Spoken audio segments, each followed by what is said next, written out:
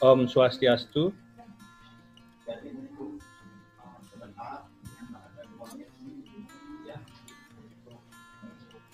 Selamat pagi anak-anak. Kembali hari ini kita bertemu dalam pembelajaran bahasa Indonesia. Sebelum kita memulai pembelajaran kita pada pagi hari ini, mari kita berdoa menurut agama dan kepercayaan masing-masing. Silakan anak-anak duduk dengan baik, mengambil sikap sempurna. Berdoa menurut agama dan kepercayaan masing-masing, dipersilakan.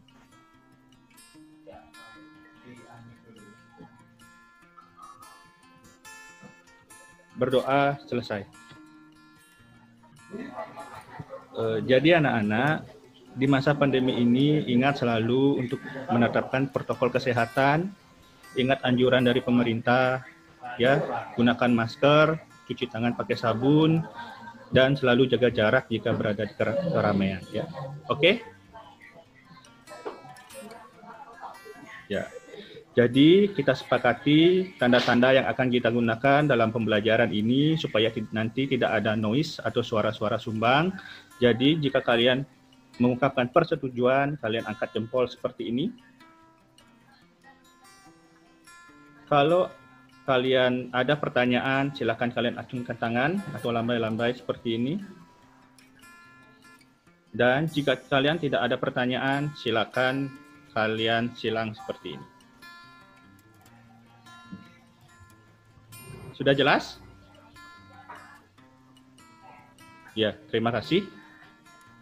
Anak-anak sekalian, tadi sebelum pembelajaran Bapak sudah memberikan kalian Google Form untuk melakukan presensi. Nah, setelah Pak cek, kalian semua sudah melakukan presensi dan ada satu teman kalian atas nama Putu Kania Akti Nasution, nomor absen 32 tidak bisa mengikuti pelajaran hari ini karena izin ada keperluan keluarga. Tapi karena sudah menyampaikan, Bapak permaklumkan dan Pak berikan izin, ya.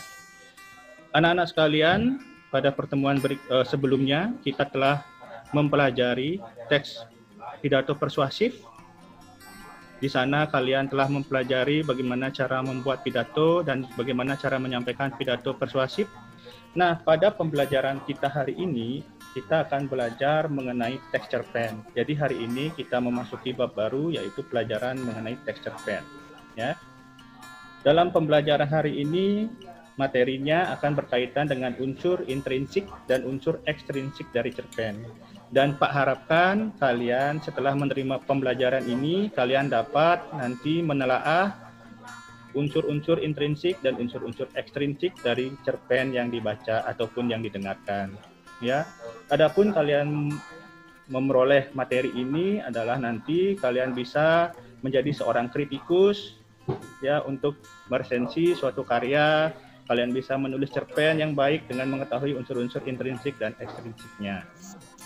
Nah, Pak juga berharap dalam kegiatan pembelajaran maupun dalam pengumpulan tugas kalian selalu menekankan pada sikap-sikap yang baik, ya, terutama sikap religius, sikap kejujuran, sikap kedisiplinan, sikap bertanggung jawab, dan sopan santun, terutamanya dalam mengumpulkan maupun dalam menyampaikan pendapat. Ya, sudah jelas?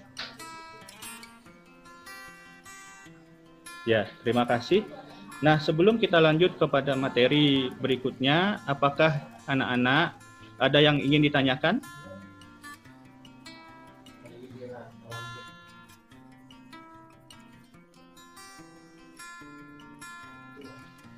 Ya, terima kasih.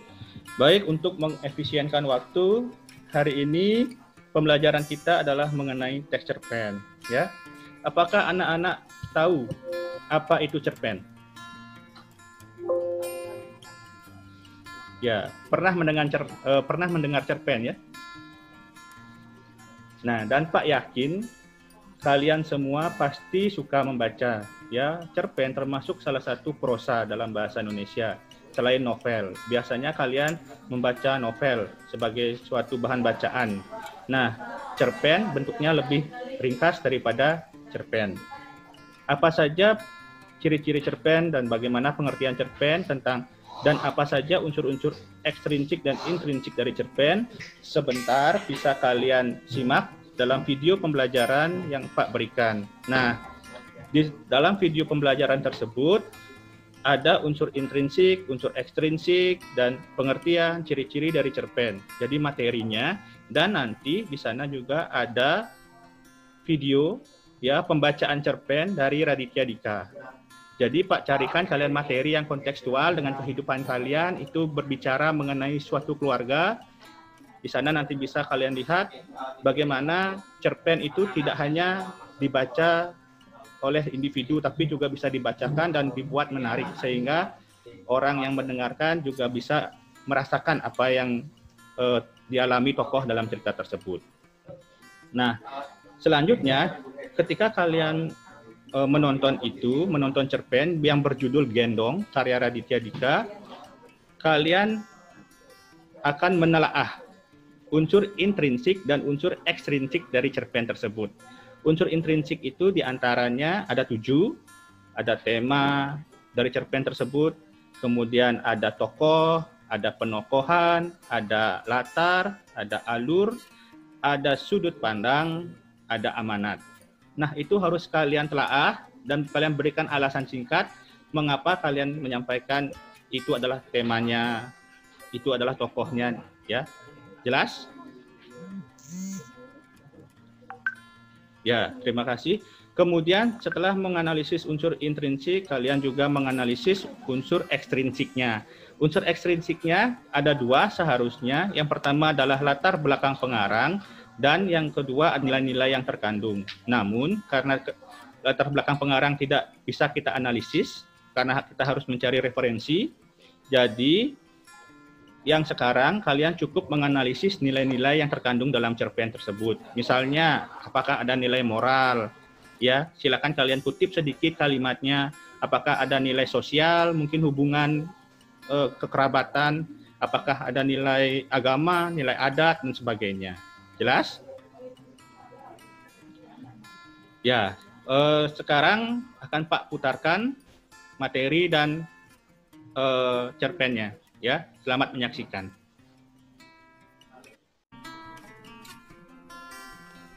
Pembahasan kita hari ini adalah mengenai teks cerpen.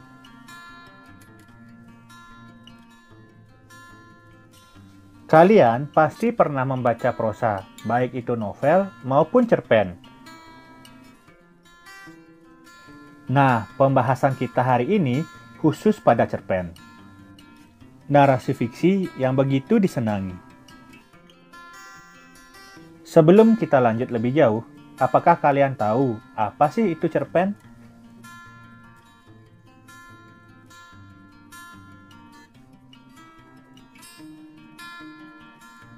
Nah, jadi cerpen adalah prosa naratif atau cerita fiksi kurang dari 10.000 kata yang memusatkan cerita pada satu tokoh dalam satu situasi atau konflik. Biasanya cerpen disebut sebagai cerita sekali duduk.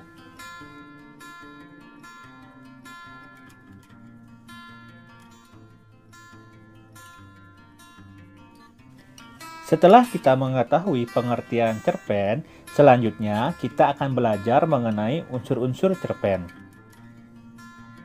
Unsur-unsur cerpen dibagi menjadi 2, yaitu unsur intrinsik dan unsur ekstrinsik.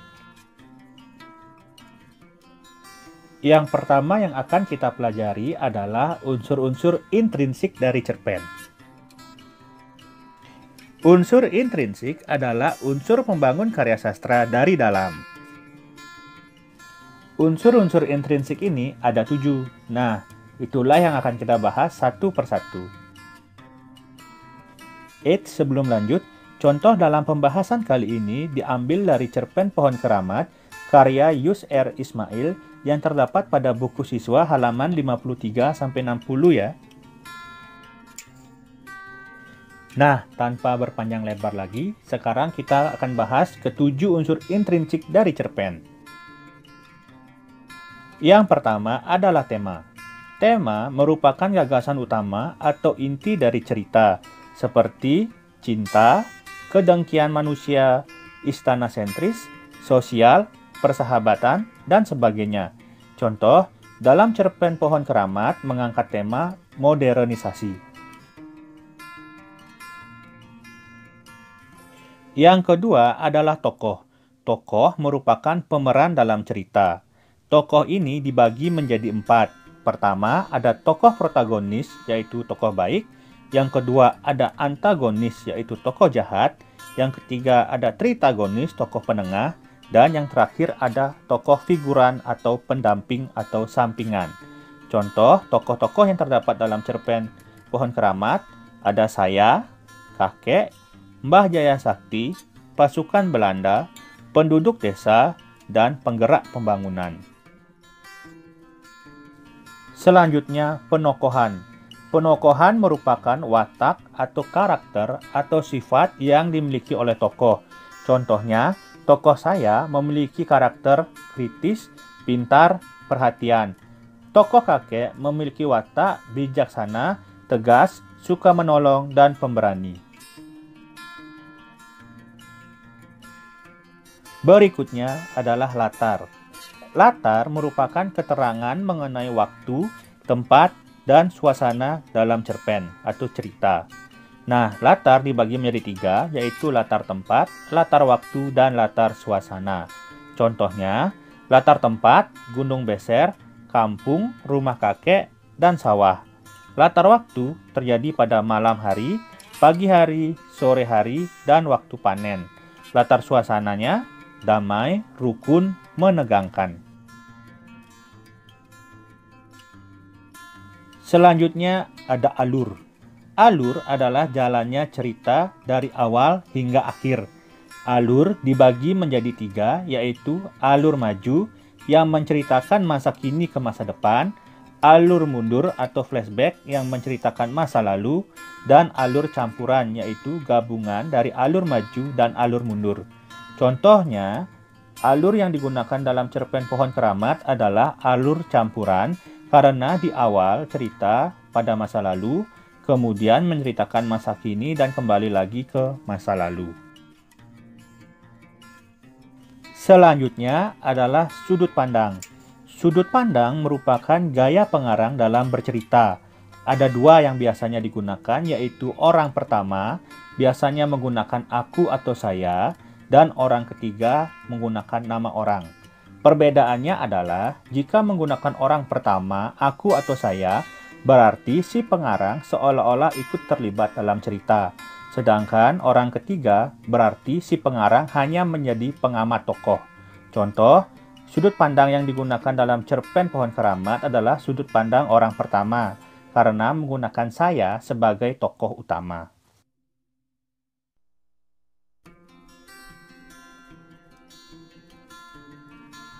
Selanjutnya adalah amanat. Pesan yang disampaikan pengarang. Amanat dibagi menjadi 2. Yang pertama, amanat tersurat adalah amanat yang dicantumkan langsung dalam cerita. Contoh, saat ini adalah waktunya untuk membangun demi kemajuan. Jadi amanatnya adalah pembangunan dilakukan demi kemajuan. Yang kedua, amanat tersirat.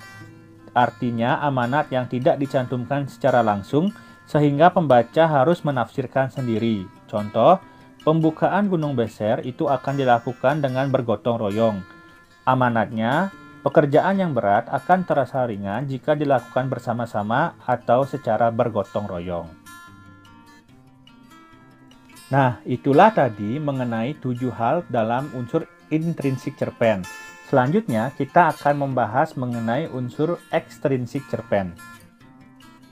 Unsur ekstrinsik merupakan unsur pembangun karya sastra dari luar, namun masih berkaitan dengan karya sastra tersebut. Unsur ekstrinsik yang pertama adalah latar belakang pengarang, berisi mengenai identitas atau asal-usul dari si pengarang. Contohnya, Yus R. Ismail lahir pada 10 Januari 1970 di Sumedang, Jawa Barat. Beliau merupakan sastrawan Sunda yang telah menghasilkan karya seperti cerpen, puisi, dan esai.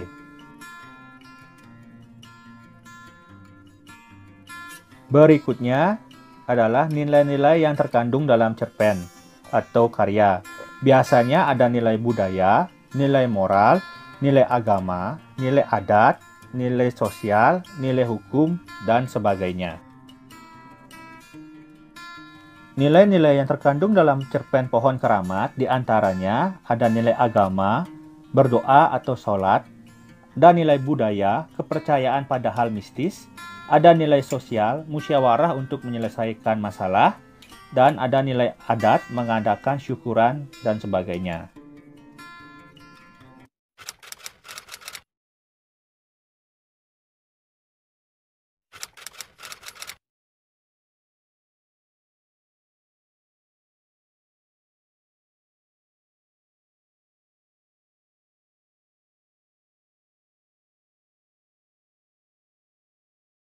Gendong, cerita pendek karya Raditya Dika, dibacakan oleh penulisnya. Kenapa aku gak boleh gendong anakku sendiri? Tanya si suami kesal. Di ujung kamar, istrinya duduk di kursi melihat ke arahnya. Si suami ada di dekat jendela kamar mereka, berdiri dekat kasur, masih memandangi wajah putrinya yang sedang tertidur pulas. Istrinya berkata, "Kasian, dia baru tidur. Nanti terbangun." "Tapi aku kan bapaknya, gak apa-apa juga kalau dia bangun sebentar," kata si suami. Istrinya menjawab dengan sabar, "Tapi aku ibunya, dan anak kamu umurnya baru 5 tahun. Butuh tidur nyenyak biar dia tumbuh besar." Kalau udah begini si suami mengalah. Seorang ibu tahu yang terbaik untuk anaknya. Apalagi anak ini, anak mereka satu-satunya. Cahaya bulan yang redup masuk dari jendela, jatuh tepat di kemeja hijau lusuh yang si suami pakai. Dia masih tidak rela hanya bisa melihat anaknya tidur dengan mulut setengah terbuka, tanda tidurnya terlalu pulas. Gigi yang mengintip di bawah bibir terlihat putih seperti susu yang masih segar. "Lagian, kalau anaknya udah digendong, kamu mau apain?" tanya si istri. "Dilihatin aja gitu." "Pertama-tama," kata si suami, "aku mau kecup jidatnya. Karena setiap pulang selesai mencari uang, hanya dahi itu yang bisa melarutkan rasa capek yang terkumpul. Aneh loh, bisa lenyap, gak bersisa."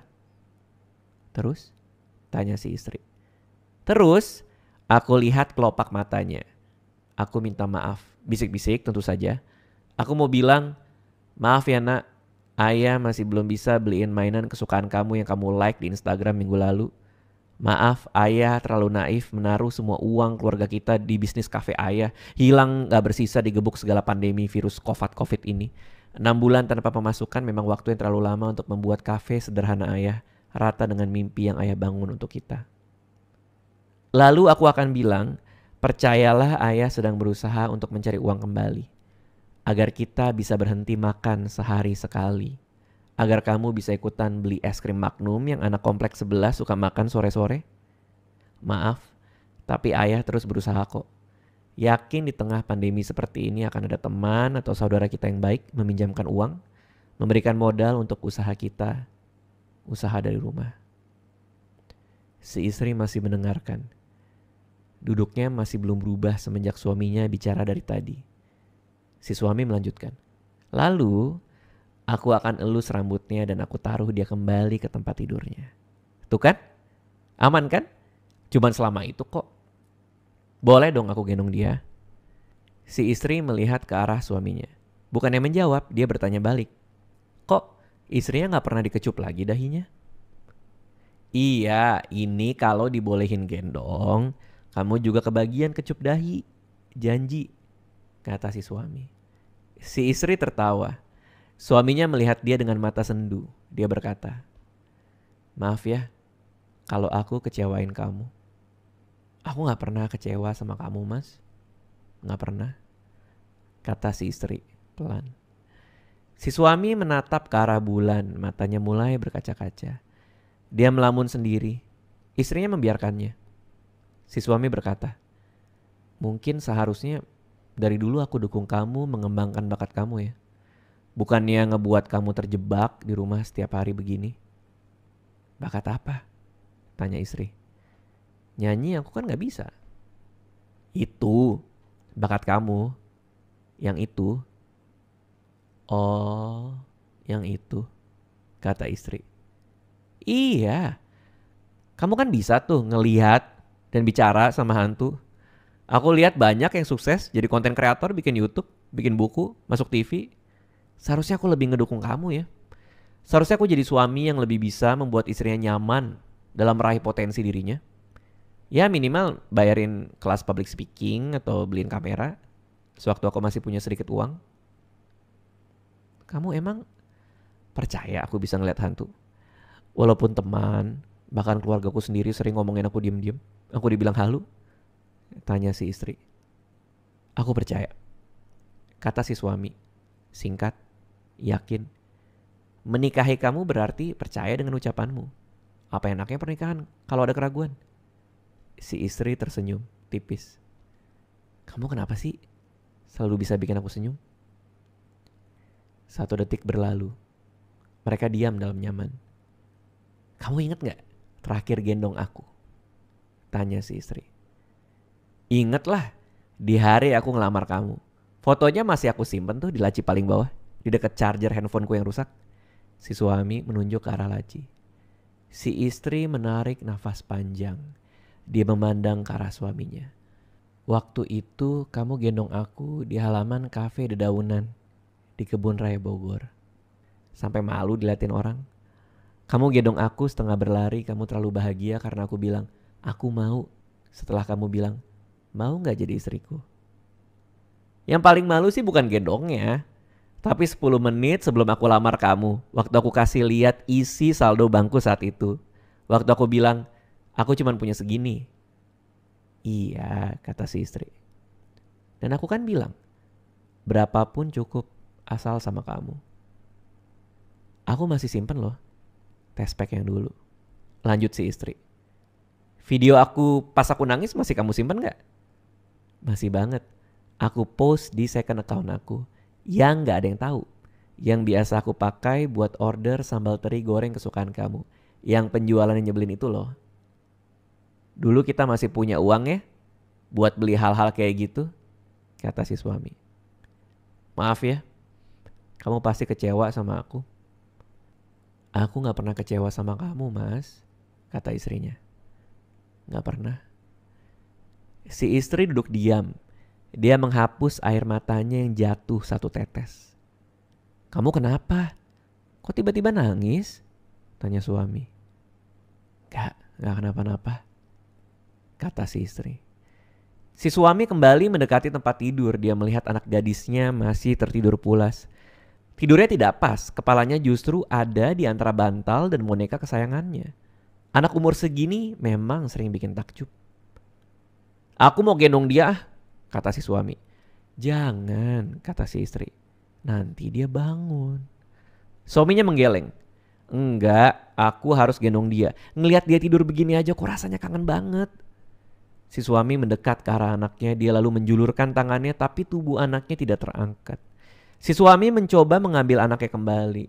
Kali ini dia sadar apa yang terjadi. Tangannya tembus melewati tubuh anaknya. Bingung, si suami melihat ke arah istrinya. Istrinya kembali menghapus 1 butir air mata yang baru saja jatuh. Dia lalu berkata, 3 hari yang lalu, kamu nyoba minjem uang ke teman lama kamu yang jadi pengawas pabrik beton. Kamu masuk ke kawasan pabrik, mengabaikan peringatan orang agar kamu memakai helm pengaman. Cuman sebentar kok, katamu waktu itu. Di tengah-tengah kamu berjalan, kamu melewati sebuah tiang beton yang mau dimasukkan tali seling dari sebuah crane. Tiang itu menggelinding. Dan seperti takdir yang selalu tepat waktu, tiang itu menimpa kepala kamu. Si suami meraba bagian kanan kepalanya, ada bagian yang pecah, remuk, membentuk cekung ke dalam kepalanya. Hangat. Dia tidak berani melihat tangannya karena dia tahu ini pasti penuh darah.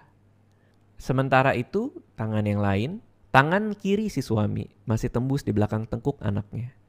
Si suami melihat ke arah istrinya. Kenapa kamu gak bilang dari tadi?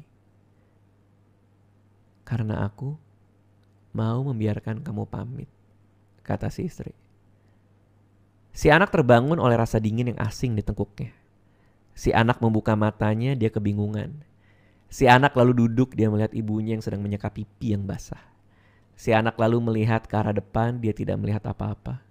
Hanya mereka berdua di ruangan ini dan cahaya bulan yang jatuh ke tembok. Sejenak si anak merasakan rindu yang sangat deras di dadanya. Seolah ada simpul kusut yang ditarik-tarik ke segala arah. Dia tahu, dia rindu digendong ayahnya.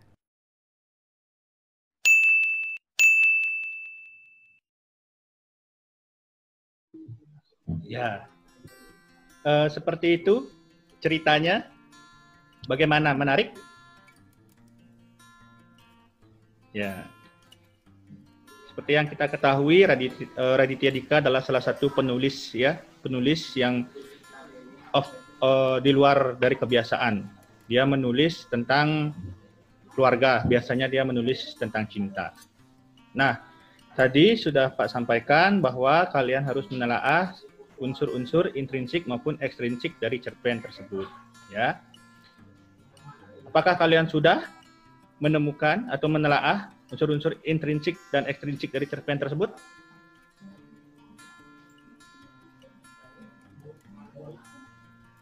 Ya.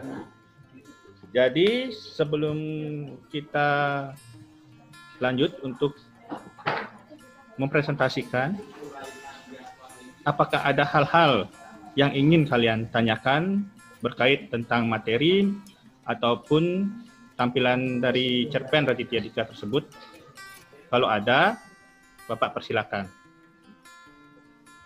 Ya, Dinda, silakan. Sebelumnya terima kasih atas waktunya saya diberikan kesempatan untuk bertanya. Saya ingin bertanya, apa perbedaannya antara alur mundur sama alur campuran? Kan mereka itu sama-sama menceritakan yang sekarang, lalu ke masa lalu ke sekarang lagi. Itu apa perbedaannya? Baik, terima kasih Dinda. Bagus sekali pertanyaannya.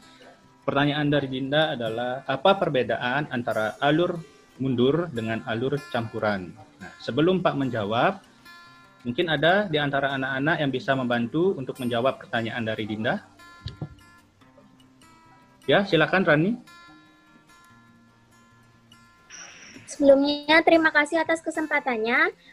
Saya ingin menjawab. Perbedaannya tuh di cerpen yang tadi itu dijelaskan alur campuran karena di bagian awal itu terdapat cerita pada masa sekarang, kemudian flashback ke masa lalu, kemudian kembali lagi ke masa sekarang. Itu persentasenya 50% pada masa sekarang, sedangkan di flashbacknya itu 50%. Perbedaan sama alur mundur itu, kalau alur mundur itu menceritakan sedikit pada masa sekarang, kemudian lebih banyak ke flashbacknya, kemudian sedikit lagi masa sekarang untuk penutupnya. Terima kasih. Ya, bagus sekali jawaban dari Rani. Ya, sudah mengena. Apakah ada yang ingin menanggapi lagi yang lain? Ya, jika tidak ada, jadi terima kasih Rani atas tanggapannya dan Dinda atas pertanyaannya. Secara lebih mudah, alur mundur itu adalah nama lainnya alur flashback atau kilas balik. Jadi alur mundur itu bisa menceritakan masa kini dan dia kembali ke masa lalu. Jadi sedikit masa kini dan kembali ke masa lalu, lebih banyak menceritakan masa lalu. Ketika kembali lagi ke masa kini, sudah selesai, tidak boleh bercerita pada masa kini lagi. Seperti ini, Dinda sekarang siswa SMP. Mungkin Dinda di awal cerita menceritakan dirinya SMP. Terus dia melewati suatu jalan atau suatu kenangan, dia teringat kenangan saat SD, kemudian cerita beralih ke Dinda saat SD. Nah, cerita dimulai dari sana, berlangsung di sana, alurnya di sana. Ketika selesai di sana, Dinda kembali ke masa SMP, dia tidak bercerita lagi pada masa SMP-nya, tapi sudah selesai ceritanya. Itu alur mundur. Berbeda dengan alur campuran. Kalau alur campuran, dia bercerita pada masa kini, kemudian bercerita pada masa lalu, dan kembali lagi bercerita lagi ke masa kini. Itu bedanya. Kalau alur mundur, dia bercerita masa kini ke masa lalu, kembali ke masa kini, selesai. Kalau alur mundur, seperti itu. Kalau alur campuran, dia bercerita masa kini, dia flashback ke masa lalu, kembali ke masa kini, dia cerita. Jadi tidak selesai ceritanya. Misalnya, Sachi, cerita pada masa SMP hari ini. Buat cerita, cerpen. Kemudian dia bercerita pada masa dia TK. Diceritakan pada masa TK, lalu Sachi kembali lagi ke masa SMP dan menceritakan kembali kisahnya di SMP. Nah, itu namanya alur campuran. kan jelas ya, berbeda dengan alur mundur yang tidak menceritakan masa kini lagi. Seperti itu, jelas? Ya, apakah ada hal lain yang ingin ditanyakan? Tidak ya. Baik, terima kasih atas pertanyaannya Dinda dan tanggapannya Rani serta anak-anak lain. Di Google Classroom, Pak telah memberikan modul berupa bahan ajar, ya LKPD, lembar kerja peserta didik, yang nanti bisa kalian kerjakan sebagai tugas. Ya, nanti kalian bisa bekerja dengan mencari berbagai sumber, baik dari buku siswa, materi di internet, maupun modul yang telah Pak berikan. Untuk kegiatan hari ini, tadi saat jeda kita sudah berdiskusi melalui WA Group ya, dan di Google Classroom. Di sana kalian sudah berdiskusi antara satu dengan yang lainnya mengenai pembahasan cerpen Gendong karya Raditya Dika. Nah, di sana juga kalian sudah berkolaborasi dengan baik, sudah saling bertukar pikiran dan bertukar gagasan. Dan Pak sangat apresiasi sikap-sikap seperti itu, kalian sudah berani bertanggung jawab dan berargumen dengan sopan. Selanjutnya, Pak akan menunjuk beberapa anak untuk mempresentasikan hasil pekerjaannya. Jadi di sini kita sama-sama belajar, tidak ada yang benar dan tidak ada yang salah. Jadi jika ada hal yang kurang tepat, bisa kita perbaiki bersama-sama. Sudah jelas ya? Baik, untuk mengefisienkan waktu, yang pertama presentasi Pak tunjuk adalah Sachi. Silakan Sachi untuk presentasi.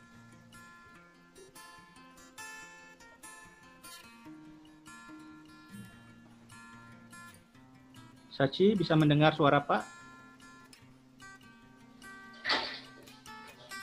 Mungkin sedang gangguan ya. Oh bisa, Sachi bisa dengar suara Pak? Oh ya, silakan Sachi. Terima kasih Pak atas kesempatannya. Ya. Jadi temanya dari cerpen Gendong ini adalah keluarga. Tokoh yang ada di cerpen Gendong ini yaitu suami, istri, dan juga anaknya. Penokohannya di sini, suaminya bertokoh pekerja keras, gegabah, dan juga pengalah. Istrinya penyabar serta keras kepala. Dan di sini anaknya tidak memiliki peran karena hanya sebagai tokoh figuran. Lalu alur yang digunakan dalam cerpen ini yaitu alur campuran. Latarnya, di sini kita ketahui latar itu dibagi menjadi 3, yaitu latar tempat, latar waktu, dan juga latar suasana. Di mana latar tempat yang digunakan pada cerpen kali ini yaitu di rumah, latar waktunya yaitu malam hari, dan latar suasananya sedih, mengharukan, mistis, dan juga tenang. Sudut pandang yang digunakan dalam cerpen ini yaitu sudut pandang orang ketiga. Amanat yang saya ambil dari cerpen Gendong kali ini yaitu jangan gegabah dalam mengambil suatu tindakan, karena jika gegabah dapat menimbulkan suatu penyesalan yang juga akan berujung luka bagi orang sekitar. Terima kasih. Ya, bagus sekali ya. Terima kasih Sachi sudah memberikan presentasi dengan baik dan sudah menyeluruh. Sebelum Pak tanggapi dan anak-anak menanggapi, Pak persilakan kepada satu lagi, Rani. Silakan untuk mempresentasikan. Ya, terima kasih Pak atas waktunya. Nah, di unsur intrinsik itu yang pertama temanya tentang keluarga. Kemudian yang kedua, tokohnya itu ada suami, istri, dan juga anak. Yang ketiga itu penokohan. Istrinya itu sikapnya penyabar, baik, penyayang, tidak merasa dirugikan oleh suaminya karena dia selalu membuat suaminya itu selalu membuat istrinya tersenyum. Kemudian di penokohan suaminya itu ceroboh, keras kepala, gegabah, dan juga penyayang terhadap anaknya. Kemudian di sini menggunakan alur campuran.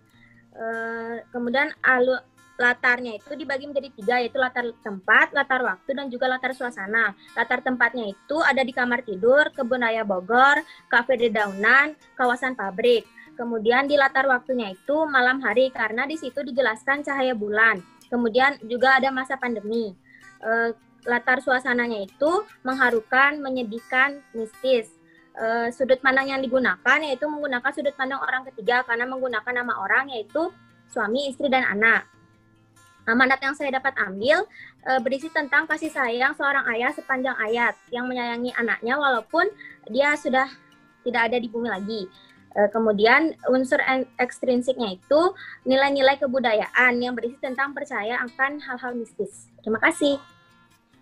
Ya, terima kasih Rani. Penjelasannya dan presentasinya bagus. Sachi juga sudah bagus presentasinya. Mungkin ada teman-teman yang lain, anak-anak yang lain ingin menanggapi dulu sebelum Pak menanggapi. Ya, apakah pekerjaan kalian mirip atau sama dengan pekerjaan Sachi dan Rani? Ya. Jadi, Sachi dan Rani sudah menunjukkan unsur-unsur intrinsik, unsur pembangun dari dalam, dan ekstrinsik, unsur pembangun dari luar karya sastra. Ya. Keduanya sudah presentasi dengan baik dan materi yang disampaikan juga sangat bagus, sangat tepat. Yang pertama, dari segi tema cerpen Gendong adalah keluarga. Ya, seperti yang Pak sampaikan di awal, Raditya Dika keluar dari kebiasaannya yang tentang cinta. Di sini dia coba tentang keluarga dan ternyata walaupun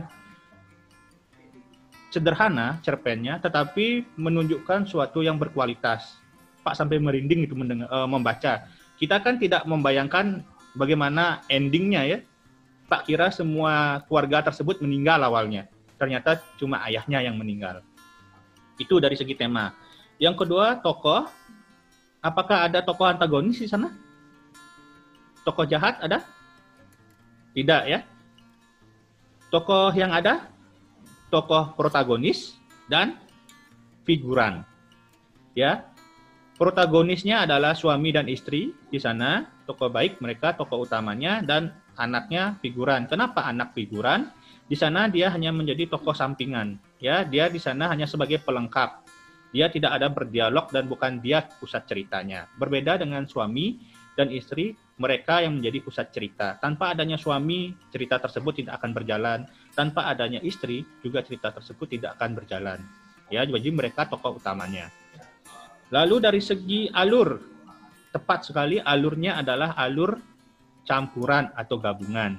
Ya, di awal menceritakan pada masa kini, kemudian di tengah-tengah ketika istrinya menceritakan bahwa suaminya telah meninggal itu flashback ke masa lalu, ya.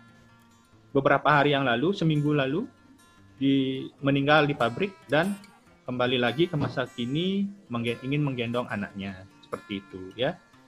Lalu dari segi latar, betul sekali ada latarnya, ada latar tempat, di kamar, ya di rumah, lalu di Kebun Raya Bogor, di kafe Dedaunan, latar waktunya malam, ada siang di sana, pada ketika pandemi seperti sekarang. Lalu latar suasananya ada menyedihkan, ya, menyenangkan, mengharukan. Kemudian dari segi penokohan itu nama lainnya adalah watak. Ya, berbeda dengan tokoh orang, kalau penokohan adalah sifat, karakter. Jadi si suami memang keras kepala, ceroboh, ya. Lalu si istri sebenarnya perasa. Dia cepat sekali tidak ingin suaminya tahu bahwa dia sudah meninggal, ya. Dia tetap menjaga perasaan suaminya, penyayang juga. Kemudian anaknya jelas tidak memiliki sifat ya karena tidak ada dialognya dan tidak merupakan pemeran utama. Kemudian dari segi sudut pandang, seperti dalam materi tadi sudah jelas sudut pandangnya adalah orang ketiga karena menggunakan nama tokoh ya, suami dan istri. Kemudian dari segi amanat yang disampaikan itu adalah bergantung dari si pembaca atau pendengar. Amanat setiap orang itu berbeda-beda tergantung pada tingkat pemahaman. Ya, apakah Rani dan Sachi ketika berbeda amanat salah? Tentu tidak. Itu tergantung pada resepsi atau tanggapan dari masing-masing pembaca. Sachi menanggapi A betul, Rani menanggapi A betul. Namun yang perlu diperhatikan adalah konteks tanggapan tersebut tidak boleh lepas dari ceritanya. Ya, tadi kan ada dua amanat, amanat tersurat yang langsung ada di cerita dan amanat tersirat yang terlepas dari cerita namun masih berkaitan dengan cerita. Jadi amanatnya itu betul bahwa seorang ayah akan menyayangi keluarganya sepanjang hayat, betul. Lalu Sachi juga mengatakan bahwa kita harus berhati-hati dalam segala tindakan kita, tidak boleh ceroboh dan tidak boleh gegabah, ya, karena bisa membahayakan diri sendiri dan membuat orang lain sedih seperti itu. Jelas ya? Mungkin ada lagi yang ingin ditanyakan? Sudah jelas? Ya, silakan Sachi. Terima kasih Pak atas waktunya. Saya ingin bertanya Pak, kenapa saat membuat cerpen itu sudut pandang kedua itu jarang digunakan? Lebih sering menggunakan sudut pandang orang pertama dan orang ketiga. Mohon penjelasannya Pak. Terima Ya. kasih. Oke, terima kasih Sachi. Bagus sekali pertanyaannya. Ini seringkali bukan hanya peserta didik, kadang-kadang ada beberapa guru juga keliru kenapa tidak ada sudut pandang orang kedua dalam cerita. Mungkin ada yang bisa menjawab?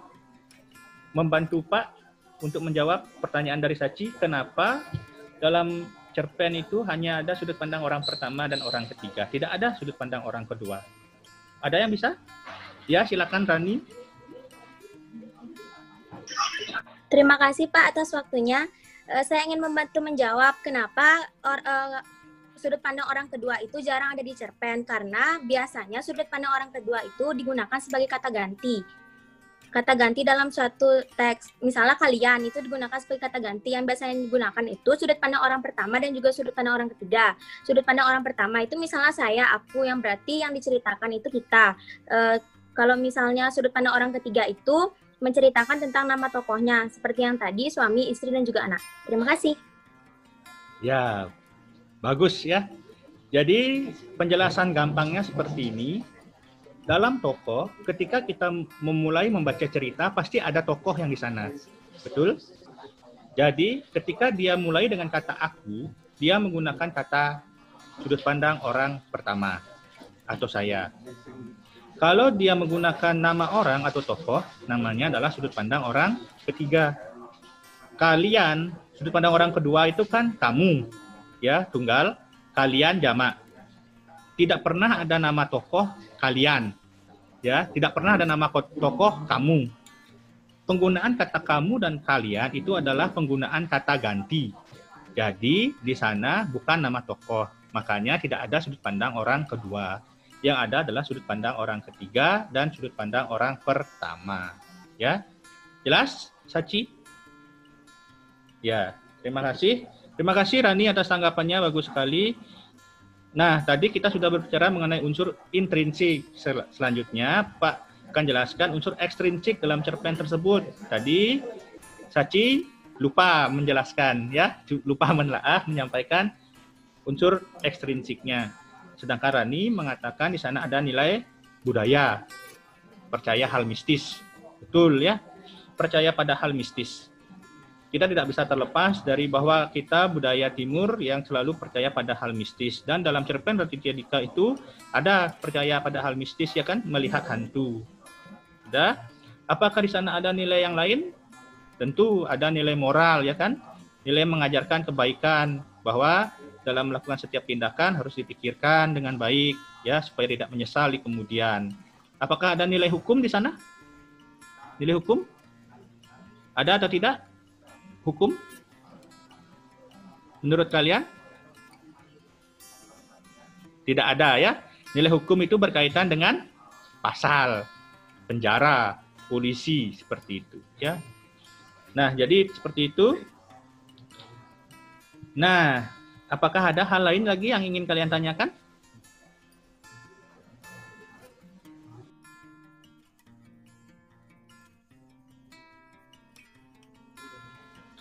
Ya, jika tidak ada, jadi Pak sampaikan sekali lagi bahwa Pak telah memberikan modul kepada kalian melalui Google Classroom dan memberikan tugas berupa LKPD, lembar kerja peserta didik di Google Classroom. Kalian di sana juga harus menganalisis sebuah cerpen karya Raditya Dika juga, ya, yang berjudul Setahun. Jadi sama seperti kegiatan pembelajaran kita hari ini, kalian harus mencari atau menelaah unsur intrinsik dan unsur ekstrinsiknya. Ya, Jadi kalian bisa gunakan berbagai sumber, bisa dari internet untuk mencari tahu, mencari latar belakang siapa Raditya Dika itu, lalu kalian bisa mencari tahu ya tentang cerpen tersebut lebih jauh. Nah, siapa yang bisa membantu Pak untuk merangkum kegiatan kita hari ini? Apa yang telah kita pelajari hari ini? Siapa yang bisa menyimpulkan kegiatan kita hari ini? Ya, silakan Pande. Terima kasih karena saya telah diberi kesempatan jelaskan apa saja yang dibahas pada pertemuan Zoom ini. Pada Zoom yang pertama menjelaskan apa yang dimaksud materi cerpen secara garis besar pengertiannya apa, serta unsur-unsur yang dijelaskan yaitu ada dua, yaitu unsur intrinsik dan unsur ekstrinsik, serta ditampilkan contoh video yang berjudul Gendong karya dari Raditya Dika sebagai contoh cerpennya. Serta di pertemuan Zoom yang kedua menjelaskan bahwa apa yang dimaksud dengan alur campuran serta menelaah unsur intrinsik dan ekstrinsik dalam cerpen yang berjudul karya Raditya Dika yang berjudul Gendong. Serta menjelaskan apa yang dimaksud tema, apa yang dimaksud tokoh, apa yang dimaksud latar, dan apa yang dimaksud amanat. Ya, terima kasih. Bagus sekali kesimpulan dari Pande. Jadi, seperti yang dikatakan oleh Pande, pelajaran kita hari ini adalah mengenai unsur intrinsik dan unsur ekstrinsik dari cerpen, ya. Dan kalian juga sudah menelaah cerpen karya Raditya Dika yang berjudul Gendong. Nah, mungkin selama pembelajaran ini ada hal-hal yang belum kalian pahami atau kalian mengalami kesulitan, boleh kalian tanyakan kepada Pak. Jadi Pak persilakan, mungkin ada yang ingin disampaikan atau mungkin tidak ada hal-hal yang ingin ditanyakan tetapi mungkin ada sesuatu yang ingin kalian sampaikan, boleh. Silakan. Apakah ada?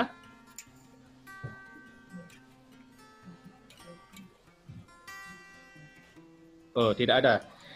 Jadi selanjutnya akan Pak sampaikan pembelajaran kita pada pertemuan berikutnya.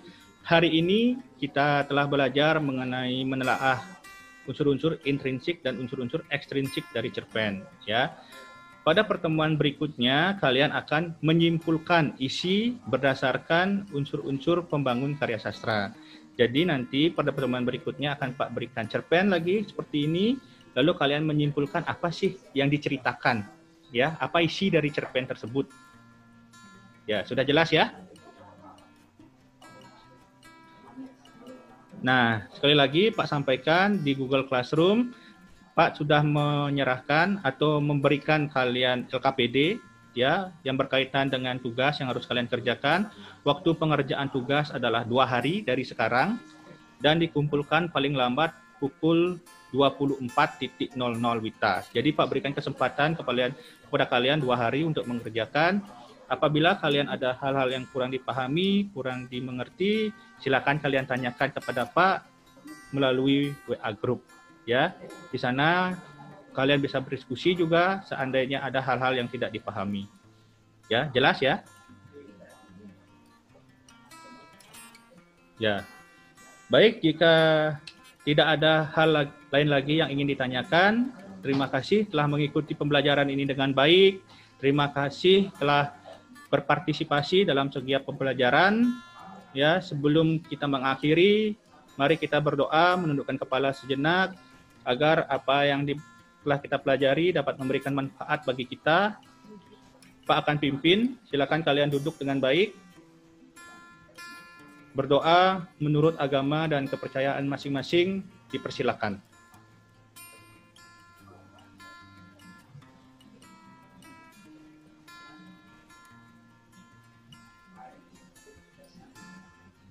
Berdoa selesai. Ingat selalu patuhi protokol kesehatan, ya, cuci tangan pakai sabun, gunakan masker saat bepergian, sebisa mungkin hindari tempat-tempat keramaian. Lalu kalaupun terpaksa ingat jaga jarak karena penyebaran virus COVID-19 masih tinggi di Kota Denpasar. Jaga selalu diri kalian dan orang-orang di sekitar kalian. Pak juga mohon maaf bila ada kesalahan selama memberikan materi dan ada kata-kata yang tidak berkenan, mohon dimaafkan. Pak akhiri dengan Paramasanti.